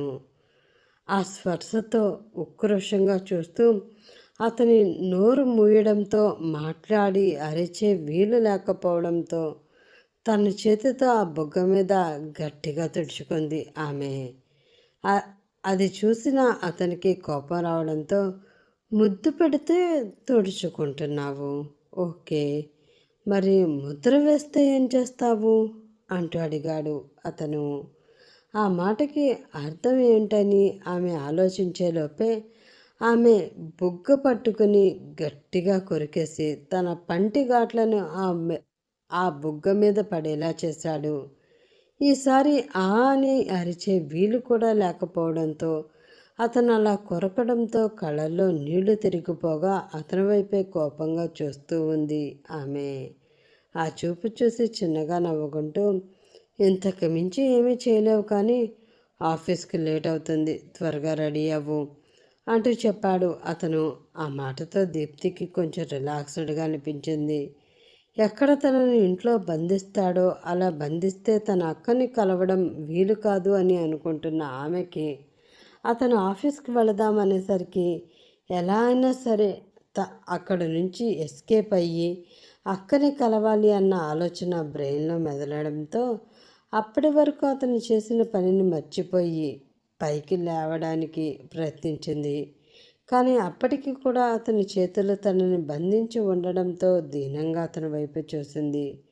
చిన్న చిరునవ్వుతో ఆమెను చూసి ఆమె నుదుటి మీద చిన్న ముద్దు పెట్టి ఆమెను వదిలేశాడు అతను. దానితో పైకి లేచి ఇంకా అక్కడే ఉంటే అతను ఏం చేస్తాడో అన్న భయంతో బయటికి పరుగుపెట్టింది దీప్తి. అలా వెళుతున్న ఆమెను చూసి చిన్నగా నవ్వుకొని, తింగరిదానా అని తిట్టుకుని అక్కడ పెట్టిన కాఫీ తీసుకుని అది తాగుతూ ఉన్నాడు వికాస్. కంగారుగా కిందకి వచ్చిన కోడలి వైపు చూసి, ఏమైంది అని అడిగింది రాధిక. ఆహా, ఏమీ లేదు అత్తయ్య గారు అది ఆయన ఆఫీస్కి వెళదాం రెడీగా ఉండమన్నారు, ఇంపార్టెంట్ వర్క్ ఉందంట, ఆఫీస్కి రమ్మంటున్నారు అంటూ తడబడుతూ చెప్పింది దీప్తి. అప్పటికే ఆమె బుగ్గ ఎర్రగా కంది. దాని మీద పంటిఘాట్లు క్లియర్గా కనిపిస్తూ ఉండడంతో ఏం జరిగిందో అర్థం చేసుకున్న రాధిక, రమ్మంటే వెళ్ళు, నాకు చెప్పడం ఎందుకు? నీ మొగుడు పెళ్ళాలు ఏం పడినా ఇక్కడ ఎవరి పర్మిషన్లు మీకు అవసరం లేదు. మీకు నచ్చింది, మీకు ఇష్టమైంది మీరు చేసుకోండి. ఎవరు మిమ్మల్ని కాదు అని వద్దు అని అడ్డుకోరు అంటూ చెప్పి అక్కడి నుంచి వెళ్ళిపోయింది రాధిక. ఎందుకో ఆ మాటలు చాలా బాధగా అనిపించాయి దీప్తికి. అనవసరంగా పెళ్ళి మధ్యలోకి వచ్చి ఈ పెళ్ళి ఆపి వీళ్ళ అందరి మనసులు బాధ పెట్టినట్లు ఉన్నాను. అయినా తింగర దాన్ని కాకపోతే అతను అన్యాయం చేసింది అక్కకి. కాబట్టి తనని తీసుకువచ్చి ఆ కళ్యాణ మండపం మధ్యలో నిలబెట్టి ఆ తాళి ఏదో తన మెడలో కట్టేలా చేస్తే సరిపోయేదానికి అతన్ని పెళ్లి చేసుకుంటున్నాడు అని తెలియంగానే ముందు వెనక ఆలోచించకుండా ఇంత తింగరి నిర్ణయం ఎలా తీసుకున్నాను? నాకు నిజంగా మెంటలే అని అనుకుంటూ తల కొట్టుకుంది దీప్తి. అప్పుడే వెనక నుంచి వచ్చి వెళదామా అంటూ అడిగాడు వికాస్. ఆ మాటతో ఆలోచన నుండి బయటకు వచ్చి హా అంటూ అతనితో కలిసి వెళ్ళింది దీప్తి. ఆ క్షణం నుండి ఆఫీస్ నుండి ఇంటికి వచ్చే క్షణం వరకు ఆమెని అస్సలు విడిచిపెట్టనే లేదు వికాస్. ఆమె డెస్క్ కూడా తన ముందే వేయించి అక్కడ నుంచే వర్క్ చేయాలి అంటూ ఆర్డర్ వేశాడు. రోజు కన్నా ఎక్కువ వర్క్ ఇచ్చి ఆ వర్క్ మధ్యలో ఎవరు చూడకుండా చిన్న చిన్న ముద్దులు గిఫ్ట్గా ఇచ్చి బాగా అలసిపోయిన సమయంలో ఘాటైన కౌగిలిస్తూ ఒక రిలాక్సేషన్ని ఆమెకి కలగజేస్తూ ఆమెతో తన పని పూర్తి చేయించుకున్నాడు. ఏదైనా అవకాశం దొరికితే తన అక్క దగ్గరికి వెళ్ళి రావాలి అని చాలా ప్రయత్నించింది దీప్తి. కానీ ఆ అవకాశం వికాస్ ఆమెకి అస్సలు ఇవ్వలేదు. కనీసం అతని మీద పగ సాధించడానికి ఆమె అతని జీవితంలోకి వచ్చింది అన్న విషయాన్ని కూడా ఆమెకి గుర్తు లేకుండా చాలా వర్క్ ఇచ్చి ఆ వర్క్లో ఆమె పూర్తిగా ఇన్వాల్వ్ అయ్యేలా చేశాడు అతను. అలా ఆ రోజే కాదు, వారం రోజులు జరిగింది. ఆ వారం రోజుల నుంచి తన అక్క తనకి ఫోన్ చేయలేదు అన్న విషయాన్ని కూడా దీప్తి పెద్దగా గమనించలేదు. ఆఫీస్ వర్క్లో బిజీ అయిపోతే ఇంట్లో అతని నుంచి ఎలా తప్పించుకోవాలన్న ఆలోచనలతో బిజీ అయిపోయేది. ఆమె కిచెన్లో ఉన్న, గార్డెన్లో ఉన్న, హాల్లో ఉన్న, భోజనం చేస్తూ తన పక్కనే ఉన్న ఏదో రకంగా ఆమెను టచ్ చేస్తూ కౌగలించుకుంటూ ముద్దులు పెడుతూ తన స్వీట్ రొమాన్స్తో ఒక రకమైన టార్చర్ని ఆమెకి చూపించేవాడు. అవి తన చుట్టుపక్కల ఉన్నవాళ్ళు గమనిస్తున్నా కూడా అతను పెద్దగా పట్టించుకునేవాడు కాదు. కానీ వాళ్ళు తన వైపు చూసే చూపులకి దీప్తికి అయితే చచ్చిపోవాలనిపించేది. వాళ్ళ చూపులకి తోడు ఇష్టం లేని అతని స్పర్శ ఆమెకి విపరీతమైన ఇరిటేషన్ని తెప్పిస్తూ ఉండేవి. ఇంకా ఆ గదిలోకి అడుగు పెట్టాలి అంటే భయంతో వణికి చచ్చేది. అతను ఏం చేసినా కూడా రొమాన్స్తో ఆగిపోయేవాడే తప్ప అంతకు మించి ముందుకు వెళ్ళేవాడు కాదు. అతను తలుచుకుంటే అతన్ని ఆపడం ఆమె తరం కాదు. ఆ విషయం ఆమెకి కూడా అర్థమవుతుంది. కానీ ఎందుకు అక్కడ వరకు వచ్చి అక్కడే ఆగిపోతున్నాడో, ఆ తర్వాత స్టెప్ ఎందుకు తీసుకోవడం లేదో ఆమెకి కూడా అర్థం కావడం లేదు. తను నిజంగా మోసగాడు అయితే అమ్మాయిల జీవితాలతో ఆడుకోవడం అతనికి అలవాటే అయితే ఎందుకు నాకు మాత్రం దూరంగానే ఉంటున్నాడు?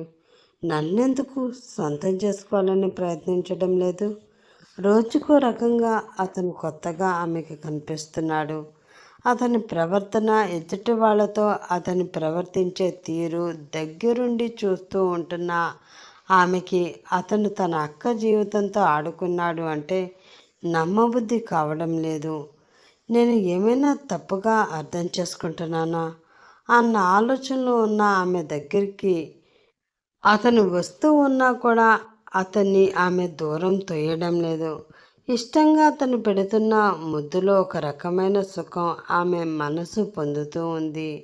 మెల్లిగా ముద్దులకి, అతని కౌగిలింతలకి, అతను చేస్తున్న చిలిపి పనులకి ఎడిట్ అయిపోయింది ఆమె.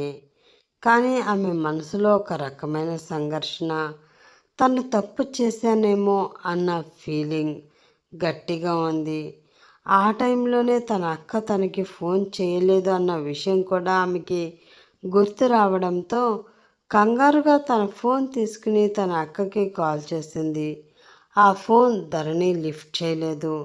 ఏం జరిగిందో ఏంటో అంటూ టెన్షన్గా తన పక్కింట్లో ఉండేవాడికి కాల్ చేసింది ఆమె.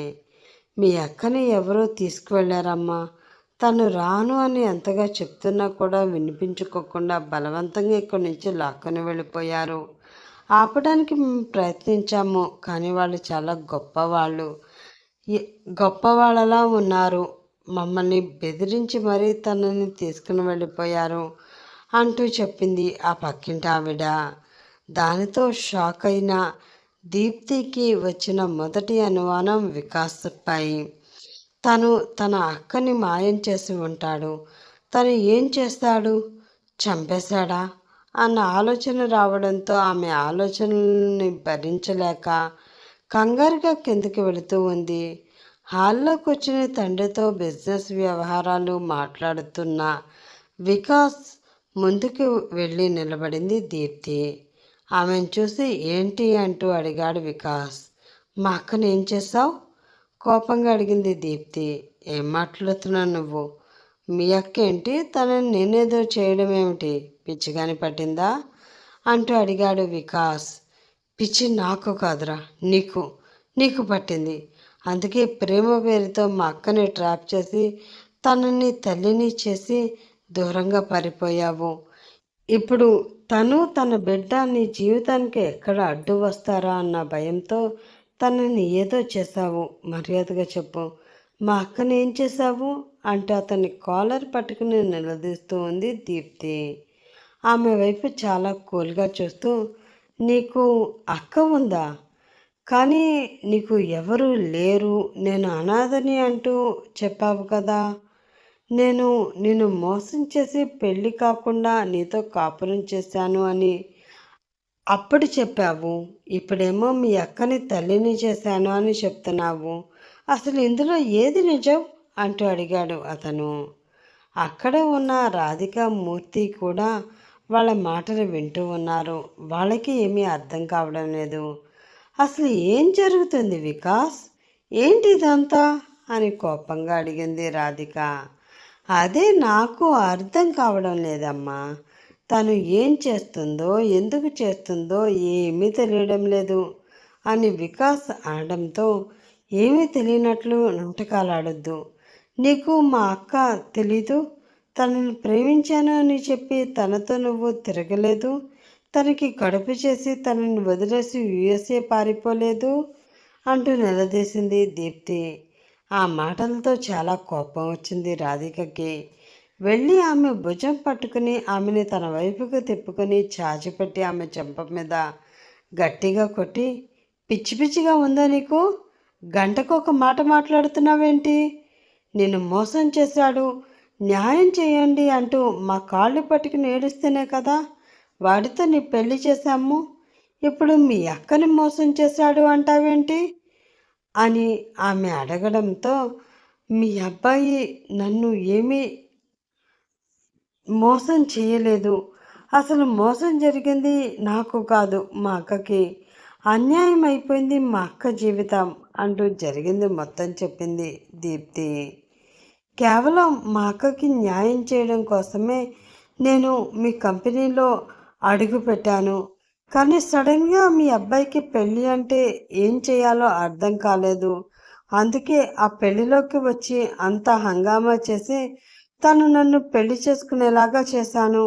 ఆ తర్వాత తనకి బుద్ధి వచ్చేలా చేసి నా అక్కని ఈ ఇంటికి తీసుకురావాలి, తన స్థానాన్ని తనకి ఇవ్వాలి అనుకున్నాను. కానీ ఇప్పుడు నా అక్క ఏమైందో తెలియడం లేదు. ఎవరో తనని బలవంతంగా తీసుకువెళ్ళారు అంటున్నారు. నాకు తెలిసి అంత అవసరం మీ అబ్బాయికి తప్ప ఇంకా ఎవ్వరికీ లేదు. మీ అందరికీ దండం పెడతాను. మా అక్కని ఏమీ చెయ్యొద్దు. కావాలి అంటే మీకు దూరంగా మేము ఎక్కడికైనా వెళ్ళి మా బ్రతికేదో మేం బ్రతుకుతాము. మళ్ళీ మీ జోలికి కూడా రాము. దయచేసి మమ్మల్ని వదిలేయండి అంటూ ఏడుస్తూ అక్కడే కుప్పకూలింది దీప్తి. ఆమెను చూస్తూ ఉంటే ఏం చేయాలో కూడా మూర్తి రాధికలకి అర్థం కావడం లేదు. అసలు ఆమె చెప్పింది నిజమా అబద్ధమా అన్న తెలియని ఒక అయోమయ పరిస్థితుల్లో పడిపోయారు వాళ్ళిద్దరూ. ఆమె అమాయకత్వం చూస్తూ ఉంటే జాలి వేస్తుంది. అక్క గురించి ఆలోచించి ఇంత చేసింది, కానీ తన గురించి ఆలోచించుకోవడం మర్చిపోయింది. తన మెడలో తాళి కట్టిన వాడిని తన అక్కకి మొగుణ్ణి చేయాలి అనుకోవడం ఏంటో అర్థం కాక తల కొట్టుకుంటూ, ఏంటి వికాస్ ఇదంతా అంటూ అడిగారు వాళ్ళు. అప్పుడే ఆ ఇంటి ముందు ఒక కారు వచ్చి ఆగింది. అది చూసిన వికాస్, విద్య వెళ్ళి హారతి పళ్ళెం తీసుకురా అంటూ చెప్పాడు. ఇప్పుడు హారతి ఏంట్రా? నేనేం అడుగుతున్నా నువ్వేం చెప్తున్నావు అని కోపంగా అడిగాడు మూర్తి. ఒక్క 10 నిమిషాలు ఓపిక పట్టండి నాన్న, ఏం జరిగిందో అంతా మీకు క్లారిటీ వస్తుంది అని వికాస్ అనడంతో సైలెంట్ అయిపోయారు వాళ్ళు. విద్య కిచెన్లోకి వెళ్ళి హారతి తీసుకువచ్చింది. అప్పుడే కార్ దిగిన వివేక్, ధరణి చిన్నుతో వచ్చి ఆ గుమ్మం బయట నిలబడ్డారు. వారిని చూసి ఆశ్చర్యపోయిన రాధిక, మూర్తి వివేక్ అంటూ చిన్నగా అనడంతో ఏడుస్తూ ఉన్న దీప్తికి ఆ మాట వినిపించి తల పైకెత్తి చూసింది. అక్కడ గుమ్మం దగ్గర ధరణి బాబుని ఎత్తుకుని నిలబడడం చూసిన ఆమెకి పోయిన ప్రాణం తిరిగి వచ్చినట్లు అనిపించడంతో అక్క అంటూ పరిగెత్తుకుంటూ వెళ్ళి ఆమెను ఒక్కసారిగా హత్తుకుని పెద్దగా ఏడ్చేసి, ఏమైపోయావక్క? నీకు ఎన్నిసార్లు ఫోన్ చేసినా లిఫ్ట్ చేయడం ఏంటి? ఎంత భయం వేసిందో తెలుసా అంటూ ఏడుస్తూ ఉంది ఆమె. ప్రేమగా ఆమె వెన్ను నిమురుతూ, నాకేమీ కాలేదురా, నువ్వు కంగారు పడుకు అంటూ చెప్పింది ధరణి. ఇంకా అక్కని పట్టుకుని అలా ఏడుస్తూనే ఉంది దీప్తి. అది చూసి చిన్నగా నవ్వుకుంటూ అక్కడికి వెళ్ళి ఆమె చెయ్యి పట్టుకుని కొంచెం వెనక్కి లాగి, మా ఇంట్లో కొత్త కోడలు అడుగు పెడుతూ ఉంటే మధ్యలో నీ ఏడుపులేంటి? కాసేపు సైలెంట్గా ఉండు అంటూ ఆమెపై కసురుకున్నాడు వికాస్. దాంతో అయోమయంగా చూసింది దీప్తి. ఆమె అప్పుడే గమనించింది ధరణి పక్కన కొంచెం వికాస్ పోలికలతో ఉన్న మరొక వ్యక్తిని. అయోమయంగా ఇద్దరిని మార్చి మార్చి చూస్తూ ఉండగా విద్య వచ్చి వివేక్, ధరణిలకి హారతిచ్చి వాళ్ళని లోపలికి ఆహ్వానించింది. లోపలికి వచ్చిన వాళ్ళిద్దరూ కూడా మూర్తి, రాధికల కాళ్ళ మీద పడి ఆశీర్వాదాలు తీసుకున్నారు. చాలా సంవత్సరాల తర్వాత కొడుకు తిరిగి ఇండియా వచ్చినందుకు సంతోషించాలా, లేదా తన భార్య బిడ్డల్ని తీసుకువచ్చినందుకు బాధపడాలో అర్థం కాక అయోమయ పరిస్థితిలో పడిన వాళ్ళిద్దరూ అన్యమనస్కంగానే వాళ్ళని ఆశీర్వదించారు.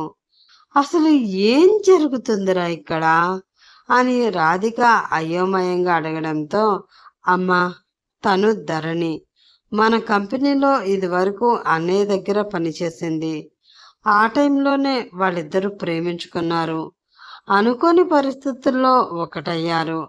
కానీ ఆ తర్వాత బిజినెస్లో లాస్ రావడం, యుఎస్ఏలో ఉంటున్న అత్తయ్యకి హెల్త్ బాగోకపోవడం, మావయ్య బిజినెస్ దెబ్బతినడం, మనందరం అక్కడికి వెళ్ళడం, ఆ ఫ్యామిలీకి సపోర్ట్ ఇవ్వడం కోసం కొన్నాళ్ళు మనం అక్కడే ఉండిపోవడం జరిగింది. ఆ టైంలోనే వదిన ప్రెగ్నెంట్ అయ్యింది. అక్కడికి వచ్చిన అన్నయ్య వదిన కాంటాక్ట్ చేయడానికి చాలా ప్రయత్నించాడు, కానీ కుదరలేదు. పైగా మావయ్య బిజినెస్ కూడా అన్నయ్యే చూసుకుంటూ ఉండడంతో బాగా బిజీగా ఉండి వదిన విషయం కొంచెం పక్కన పెట్టాడు. తనకి మాటైనా చెప్పకుండా అన్నయ్య యుఎస్ఏ వెళ్ళిపోవడంతో వదిన తనని అన్నయ్య మోసం చేశాడు అని అనుకుంది. అదే సమయంలో వాళ్ళని ప్రాణంగా పెంచుకున్న వాళ్ళ అమ్మగారు కూడా వాళ్ళకి దూరం అవడంతో ఇద్దరు అనాథలయ్యారు. తన అక్క జీవితం నాశనం అవడానికి, వాళ్ళ అమ్మ చనిపోవడానికి కారణం నేనే అని అనుకున్న దీప్తి నా మీద పగబట్టి పెళ్లి మధ్యలోకి వచ్చి ఆ పెళ్లి ఆపింది. కానీ వాళ్ళ అక్క ప్రేమించింది నన్ను కాదు, నా పోలికలతోటే ఉండే నా అన్నయ్యని అని తనకి తెలుసుకోలేకపోయింది. ఇదంతా చిన్న మిస్అండర్స్టాండింగ్ వలన జరిగింది. దీప్తి నన్ను పెళ్లి చేసుకున్న రోజునే నేను తన గురించి అన్ని వివరాలు కనుక్కున్నాను. అప్పుడే నాకు ఈ విషయాలన్నీ తెలిసాయి. వెంటనే అన్నయ్యకి ఫోన్ చేసి చెప్పాను. అక్కడ బిజినెస్ అంతా మావయ్యకి అప్పచెప్పి వాడు ఇండియా తిరిగి రావడానికి కొంచెం ఆలస్యమైంది. వచ్చిన వెంటనే వదిన్ని కలుసుకుని క్షమాపణ చెప్పి తనని మన ఇంటికి తీసుకువచ్చాడు, తన బిడ్డతో సహా అంటూ చెప్పాడు వికాస్. ఆ మాటతో నమ్మలేనట్లు తన అక్క వైపు చూసింది దీప్తి. నిజమే అన్నట్లు చిన్న చిరునవ్వుతో తల ఊపింది ధరణి. మూర్తి రాధికలకి కూడా తన కొడుకు ఇన్ని సంవత్సరాలు పెళ్లి చేసుకోను అని ఒంటరిగా ఉండిపోవడానికి, తమ మాట వినకపోవడానికి కారణం ఏమిటో తెలియడంతో కొంచెం ప్రశాంతంగా ఫీల్ అయ్యారు. రాధిక ధరణి చేతిలో ఉన్న చిన్నుని ఎత్తుకొని ముద్దులతో ఆ బాబుని మొహం అంతా నింపేసి తన గుండెలకి హత్తుకుంది. ఇన్ని రోజులకి ఆ బాబు తన కుటుంబం మధ్యలోకి వచ్చినందుకు ధరణి చాలా సంతోషపడింది. ఇండియా వచ్చిన వివేక్ డైరెక్ట్గా ధరణి దగ్గరికి వెళ్ళి జరిగిందంతా చెప్పి ఆమెను ఒప్పించి తన ఇంటికి తీసుకువచ్చాడు. ఎవరో ఒక వ్యక్తి కారులో వచ్చి ఆమెని తీసుకువెళ్ళడం చూసిన చుట్టుపక్కల అందరూ ఆమెని బలవంతంగా తీసుకువెళ్ళిపోయారు అని అపోహపడి అదే విషయాన్ని దీప్తికి చెప్పడంతో కంగారు పడింది దీప్తి.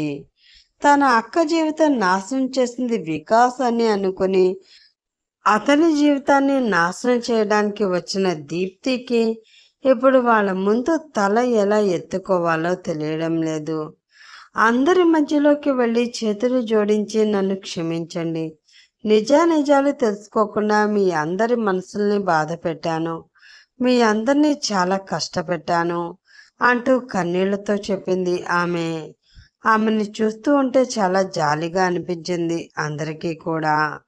తన చేతిలో ఉన్న చిన్నుని తన భర్త చేతికి ఇచ్చి ఆమె దగ్గరికి వెళ్ళి ప్రేమగా ఆమె తల నిమురుతూ, ఇందులో నువ్వు చేసిన తప్పు ఏమీ లేదమ్మా, మీ అక్కకి న్యాయం జరగాలి అని ఆలోచించావు, కానీ నువ్వు చేసిన పని వలన నీ జీవితం అన్యాయం అయిపోతుంది అని ఆలోచించలేకపోయావు. ఇలా చేయడం కన్నా మా దగ్గరికి వచ్చి అసలు జరిగిందంతా చెప్పి ఉంటే అసలు పరిస్థితి ఇక్కడి వరకు వచ్చేదే కాదు. ఒక్క క్షణం అసలు నీ అక్కకి అన్యాయం చేసింది తనా కాదా అని ఆలోచించి నిర్ణయం తీసుకుని ఉంటే బాగుండేది. ఏ విషయంలో కూడా తొందరపాటు అంత మంచిది కాదు. మనం కళ్ళతో చూస్తున్నది అంతా నిజమే అని 1-2 సార్లు కన్ఫర్మ్ చేసుకున్న తర్వాతే స్టెప్ తీసుకోవాలి. అది కూడా ఆలోచించి. ఇకపై ఎప్పుడు ఇలాంటి పొరపాటు నిర్ణయాలు తీసుకోకు. నా కొడుకే మీ అక్కని మోసం చేయలేదు. పరిస్థితుల కారణంగా అక్కడికి వెళ్ళిపోయిన వాడి ఆలోచన మొత్తం మీ అక్క చుట్టూనే తిరుగుతూ ఉండేది. తన కోసం ఇక్కడ ఎంక్వైరీ చేయించాడు, కానీ తను ఉద్యోగానికి రాజీనామా చేసిందని, ఎక్కడికో వెళ్ళిపోయిందని తెలిసింది. అయినా వదలకుండా వెతుకుతూనే ఉన్నాడు. కానీ మీ అక్క జాడ తనకి తెలియనే లేదు. అప్పటి నుంచి తననే తలుచుకుంటూ ఒంటరిగా మిగిలిపోయాడు తప్ప తన జీవితంలోకి మరో ఆడదాన్ని రానివ్వలేదు. వాడి ప్రేమ నిజమమ్మా, మోసం కాదు. అందుకే ఆ ప్రేమ మళ్ళీ వాడికి దక్కింది. వాడు కోల్పోయిన సంతోషం ఇన్ని సంవత్సరాల తర్వాత మొహంలో మాకు కనిపిస్తుంది. వాడి కోసం బెంగ పెట్టుకుని మేము ఏడవని రోజంటూ లేదు అని కళ్ళల్లో చేరిన కన్నీటిని చీర కొంగుతో హత్తుకుంటూ, ఏదైతేనే మంచే జరిగింది. మా కోడలు మనవడు మా ఇంటికి చేరుకున్నారు, మాకంతే చాలు అంది రాధిక. ఆమెను ఒక్కసారిగా హత్తుకుని, చాలా థ్యాంక్స్ అండి. అక్క చాలా అమాయకురాలు, తనని జాగ్రత్తగా చూసుకోండి అని చెప్పి అక్కడ ఉన్న వారందరినీ చూస్తూ వికాస్ పై తన చూపులు 2 నిమిషాలు నిలిపి, గుండెల్లో ఏదో బాధ చేరుతూ ఉండగా ఆ బాధని మాటల్లో కనబడనివ్వకుండా, ఇంకా నేను వెళ్ళి వస్తాను అంటూ చెప్పింది ఆమె. ఆ మాటతో ఎక్కడికి అంటూ అడిగారు వారందరూ. మా ఇంటికి. మా బంధం ఒక అబద్ధంతో మొదలయ్యింది. అలా మొదలైన ఆ బంధం అంటే మాకు మాత్రమే కాదు, మీకు కూడా ఇష్టం లేదు అని నాకు బాగా తెలుసు. మీరు అనుకున్నట్లే మీ మేనకోడల్ని ఆయనకిచ్చి పెళ్లి చేయండి. కావాలంటే నేను ఆమెతో మాట్లాడి జరిగిందంతా చెప్తాను. అంతే తప్ప ఎలాంటి విలువ లేని మా బంధానికి విలువను ఇచ్చి కష్టంగా ఆయన నాతో ఉండేలా చెయ్యొద్దు అంటూ చెప్పింది ఆమె. ఆ మాటతో ధరణి కొంచెం కంగారు పడింది. తన చెల్లెలి జీవితం ఏమైపోతుందన్న టెన్షన్తో వివేక్ వైపు దీనంగా చూసింది. చిన్న చిరునవ్వుతో ఏమీ కాదు అన్న ధైర్యాన్ని ఆమెకిస్తూ ఆమె చేతిని గట్టిగా పట్టుకున్నాడు వివేక్. ఇదిగో, దీన్నే తొందరపాటు నిర్ణయం అనేది. ఇష్టం లేని బంధం, కష్టంగా ఉంటున్నాను అని వాడు నీతో చెప్పలేదు కదా. మీ ఇద్దరు కూర్చుని ప్రశాంతంగా మాట్లాడుకోండి. ఇప్పటికే ఒకరిపై ఒకరికి ఒక అభిప్రాయం ఏర్పడి ఉంటుంది అని మేము అనుకుంటున్నాము. అలా ఏర్పడిన అభిప్రాయం ఏంటో ఒకరితో ఒకరు చెప్పుకొని నిర్ణయం తీసుకోండి. మీరు ఏ నిర్ణయం తీసుకున్నా అది ఏదైనా సరే మేము అంగీకరిస్తాము. పవిత్రమైన పెళ్లి బంధానికి, తాళికి విలువనిచ్చే నిర్ణయం అయితే ఇంకా సంతోషిస్తాము. అంతే తప్ప ఇష్టం లేదు లేకుండా బంధం ముడిపడింది కాబట్టి ఆ బంధంలో బలవంతంగా ఉండాలి అని మాత్రం శాసించము. ఏది అయినా సరే మీ ఇష్ట ప్రకారం జరుగుతుంది అని అంటూ చెప్పింది రాధిక. ఆ మాటతో కొంచెం స్థిమితపడింది ధరణి మనసు. ఇప్పటికే వికాస్ పై ఒక మంచి అభిప్రాయం ఏర్పడటంతో పాటు ఆమెకి తెలియకుండానే అతనిపై ఆమె మనసులో పెరిగిన ప్రేమ అన్న ఫీలింగ్ అతని నిర్ణయం ఏంటి అన్నట్లు అతని వైపు చూసేలా చేయడంతో ఆతృతగా అతన్ని చూస్తూ ఉంది దీప్తి. ఆమె చూపులు తప్పించుకుంటూ పక్కగా చూపులు చూస్తూ, నాకు ఆఫీస్కి లేట్ అయిపోతుంది, చాలా ఇంపార్టెంట్ మీటింగ్ ఉంది, నేను వెళ్తున్నాను అని అక్కడ ఉన్న వారందరికీ చెప్పి అక్కడి నుంచి వెళ్ళిపోయాడు వికాస్. తన నిర్ణయం ఏమిటో అతను చెప్పకుండా అలా వెళ్ళిపోవడంతో దీప్తి మనసు బాధగా మూలిగింది. ఆ రోజు ఎందుకో ఆఫీస్కి వెళ్ళాలి అని, అతని ఫేస్ చేయాలి అని అన్న మనసులో ఏదో ఒక రకమైన భయం ఉండడంతో ఏం చేయాలో అర్థం కాక ఆలోచిస్తూ ఉన్న ఆమెని అర్థం చేసుకున్న రాధిక, ఏదో ముఖ్యమైన పని ఉంది అన్నాడు కదమ్మా, వచ్చాక వాడే మాట్లాడతాడే, ఈ లోపల నువ్వు కూడా మీ బంధం గురించి ఆలోచించి ఒక నిర్ణయానికి రా. అంతే తప్ప వాడి నిర్ణయం ఏమిటో తెలుసుకోకుండా పిచ్చి పిచ్చి పనులు మాత్రం చేయొద్దు అని చెప్పి ధరణిని తీసుకుని ఆమెకి గది చూపించడానికి తీసుకువెళ్ళింది. దానితో ఆలోచిస్తూ తన గదిలోకి వెళ్ళిపోయింది దీప్తి. పెళ్లి చేసుకుని వచ్చిన ఆ వారం రోజుల్లో ఆ గదిలో ఆమెకి చాలా జ్ఞాపకాలు ఉన్నాయి. వికాస్ ఆమెను ఏడిపించడం, అల్లరి చేయడం, కౌగిలించుకోవడం, ముద్దులు పెట్టుకోవడం, ఆమె మనసుని మెల్లిగా తన వైపుకి తిప్పుకోవడం అన్నీ గుర్తు వస్తూ ఉంటే ఆమెకి కన్నీళ్ళు ఆగడం లేదు. అతని నిర్ణయం ఏమిటి? తనకి దగ్గర అవుతాడా లేదా దూరంగా వెళ్ళిపోమంటాడా అని ఆలోచిస్తూ అతను వెళ్ళిపోమంటే ఏం చెయ్యాలో అర్థం కాక అలానే కూర్చుని, సమయం ఎప్పుడు ముందుకి కదులుతుందా, అతను వచ్చి తన నిర్ణయం ఎప్పుడు చెప్తాడా అని ఎదురు చూస్తూ ఉండిపోయింది దీప్తి. అలా మెల్లిగా సాయంత్రం అయింది. అతను ఇంటికి తిరిగి వచ్చాడు, కానీ ఆ గదిలోకి రాలేదు. బయట కూర్చుని తన వాళ్ళతో కబుర్లు చెప్తూ గడిపేశాడు. బయటికి వెళ్ళి అతన్ని ఫేస్ చేయాలి అంటే ఏదో బిడియం, దిగులు, బాధ కలగడంతో ఆ గది దాటి బయటికి రావడం లేదు దీప్తి. వారి మధ్య జరుగుతున్న మానసిక సంఘర్షణని గమనించిన ధరణి ఆ గది దగ్గరికి వెళ్ళి దీప్తిని తీసుకుని బయటికి వచ్చింది. తల వంచుకుని ఉన్న దీప్తి వికాస్ వైపు చూసే ధైర్యం కూడా చేయలేదు. అసలు అతని ముందు నిలబడడం ఇబ్బందిగా ఉండడంతో కిచెన్ వైపు వెళుతూ ఉంది. అది చూసి తన బెడ్రూమ్ వైపు వెళుతూ ఉన్నాడు వికాస్. వెళుతూ వెనక్కి తిరిగి చూసిన దీప్తికి అది కనిపించడంతో ఇంతసేపు తన గదిలో ఉన్నందుకే అతని గదిలోకి రాలేదేమో అనుకున్న ఆమెకి అతని నిర్ణయం ఏమిటో అర్థమైపోయింది. దానితో ఆమె మనసు భారం మరింత పెరిగిపోయింది. అతను ఎక్కడ తనని కాదు అంటాడేమో అన్న దిగులు మనసులో చేరడంతో మళ్ళీ కళ్ళల్లో నీళ్లు తిరిగిపోయాయి. గదిలోకి వెళ్ళిన వికాస్ ఫ్రెష్ అయి బయటికి వచ్చాడు. అప్పటికే అందరూ డైనింగ్ టేబుల్ దగ్గర కూర్చుని అతని కోసం ఎదురు చూస్తూ ఉన్నారు. వెళ్ళి తన అన్నయ్య పక్కన కూర్చున్నాడు వికాస్. ధరణి, దీప్తి అందరికీ వడ్డిస్తూ ఉన్నారు. వికాస్ రావడంతో అతనికి కర్రీ వడ్డించడానికి అక్కడికి వెళ్ళి వడ్డిస్తూ ఉంది దీప్తి. అది చూసి వద్దు అన్నట్లు తన చేతిని అడ్డంగా పెట్టాడు అతను. అలా అతనికి ఆమె ఏమి వడ్డించినా కూడా అతను వద్దు అనడంతో మరింత దిగులు పడిపోయింది దీప్తి. అందరూ భోజనం చేసి వెళ్ళిపోయారు. దీప్తికి అసలు తినాలని లేకపోయినా సరే తన అక్క బాధపడుతుంది అని ఏదో తిన్నాను అన్న పేరుకి కొంచెం తినేసి వికాస్తో మాట్లాడాలి, తనకి ఇష్టం లేదు అంటే తన జీవితం నుండి తప్పుకోవాలి అని అనుకుంటూ గదిలోకి వెళుతూ ఉంది ఆమె. అది చూస్తున్న ధరణి ఒక్క నిమిషం దీప్తి అని పిలవడంతో ఆమె అడుగులు ఆగాయి. ఆమె దగ్గరికి వెళ్ళి ఆమెని గట్టిగా హత్తుకుని, ఎక్కువగా బాధని మనసుకు తీసుకోకురా, ఏం జరిగినా బీ పాజిటివ్. వికాస్ చాలా మంచివాడు, నిన్ను అర్థం చేసుకుంటాడు. నువ్వే తొందరపాటుతో అతన్ని అపార్థం చేసుకుని మాటలు అనకు. ఏది ఏమైనా సరే ఈ అక్క తోడు నీకు ఎప్పటికీ ఉంటుంది అని మాత్రం మర్చిపోకు అంటూ ధైర్యం చెప్పింది ధరణి.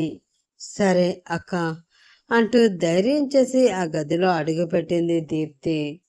బెడ్ రెస్ట్కి ఆనుకుని ఏదో బుక్ చదువుతూ కనిపించాడు వికాస్. వెళ్ళి అతని ఎదురుగా నిలబడింది. పెద్దగా పట్టించుకోలేదు అతను. వికాస్ గారు అని చిన్నగా పిలిచింది. ఏంటి అంటూ అడిగాడు అతను. మీతో కొంచెం మాట్లాడాలి అంది ఆమె. మాట్లాడు, ఇక్కడే ఉన్నాను కదా అన్నాడు అతను. అది నేను రేపు వెళ్ళిపోదాం అనుకుంటున్నాను అంది ఆమె.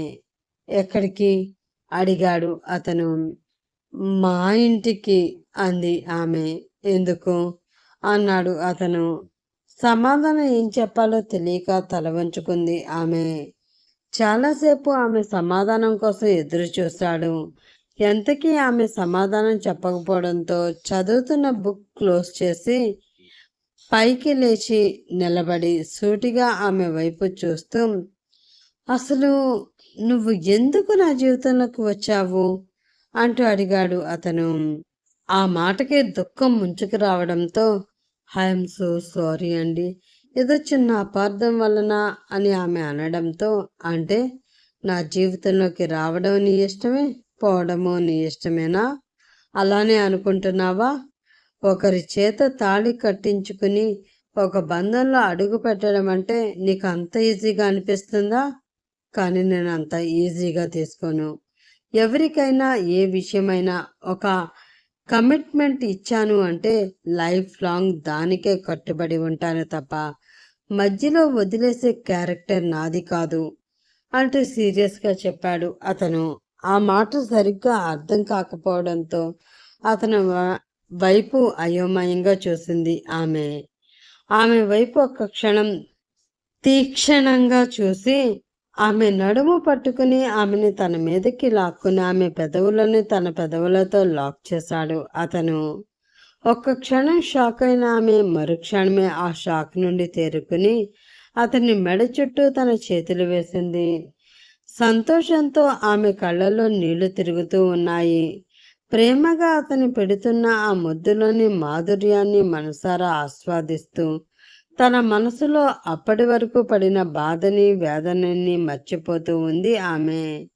కొంచెంసేపు అలానే ముద్దు పెట్టుకుని ఆమెకి కొంచెం దూరం జరిగి, నీకు ఇదే లాస్ట్ అండ్ ఫైనల్గా చెప్తున్నాను, వెళ్ళిపోతాను, వదిలేస్తాను, మరొక పెళ్లి చేసుకోండి, నేను మాట్లాడతాను అన్న మాటలు నీ నోటి నుండి వచ్చాయి అంటే చంపేస్తాను.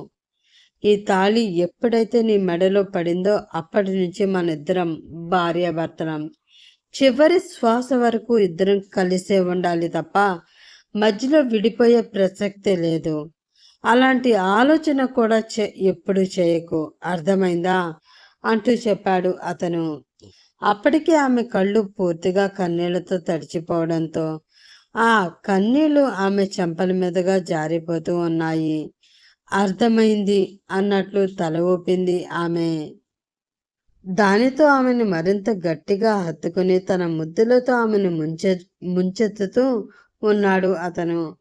ఆ ముద్దులకి ఆల్రెడీ బానిస అయిపోయిన ఆమె అతను ఇస్తున్న ప్రతి ముద్దు తనని మరింత మైకంలోకి తోసేస్తూ ఉండడంతో కళ్ళు మూసుకుని ఆ మైకాన్ని మనసారా ఆస్వాదిస్తూ ఏదో తెలియని లోకంలో హాయిగా విహరిస్తూ ఉంది ఆమె. అతని చేతులు తన శరీరం మొత్తమంతా తడుముతూ ఉన్నాయి అని తనకి తెలుస్తూనే ఉంది. ఆ స్పర్శ ఇదివరకట్లా కోపం తెప్పించడం లేదు, తనకి తెలియని ఏదో హాయిని ఇస్తూ ఉండడంతో మధురమైన మూలుగులు ఆమె నోటి నుండి వస్తూ ఉన్నాయి. అవి వింటూ ఉన్న అతనికి మరింత ఉత్సాహంగా ఉండడంతో ఆమెను పూర్తిగా తన వశం చేసుకుని తనని ఆమెలో కలిపేసుకుని పూర్తిగా ఆమెని తన సొంతం చేసేసుకుని తమ బంధాన్ని శాశ్వతం చేసుకున్నారు. వారి జీవితం సరికొత్తగా ఆ రోజు ఆ రాత్రి మొదలయ్యింది. కోడళ్లతో, కొడుకులతో, మనవలతో ఆ ఇల్లు సంతోషాల హరివిల్లిగా మారింది. ప్రేమగా ఉంటున్న కొడుకు కోడల్ని చూసి ఆ దంపతులు చాలా సంతోషించారు. ఐశ్వర్యకి కూడా పెళ్లి కుదిరింది అని ఆమె తండ్రి ఫోన్ చేసి చెప్పడంతో ఆమె మనస్ఫూర్తిగా ఇష్టపడిన వ్యక్తి ఆమె జీవితంలోకి వస్తున్నందుకు వాళ్ళు చాలా సంతోషించారు. ఆ సంతోషం రెట్టింపయింది. అలాగే వాళ్ళు ఎప్పుడూ సంతోషంగా ఉండాలని కోరుకుంటూ ఇంకా ఈ కథకి సెలవు. మరొక కథలో మరొక రోజు మిమ్మల్ని కలుసుకుంటాను. అప్పటి వరకు bye bye friends. Have a nice day. మీ లహరి రాజశేఖర్.